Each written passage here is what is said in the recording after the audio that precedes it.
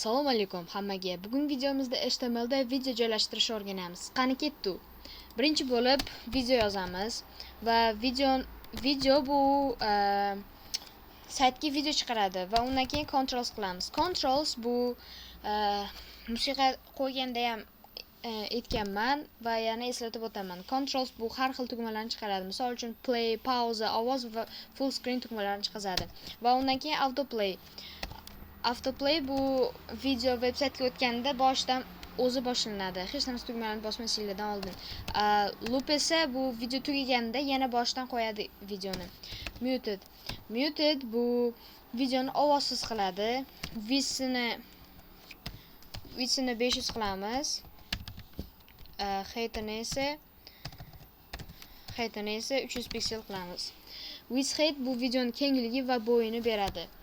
Va undan keyin poster video poster va rasm bu videoni boshlanishidan oldin chiqadigan rasmdir va uni tagidan esa videoni ichidan source qilib source'ning ichida src va videoni ulaymiz va videoni type'ini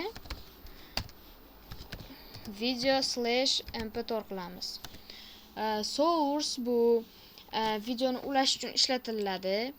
src video esa bu videoning nomi yoki manzilidir. Type video mp4 bu videoning formati. Video bu videoning tagini yopiladi.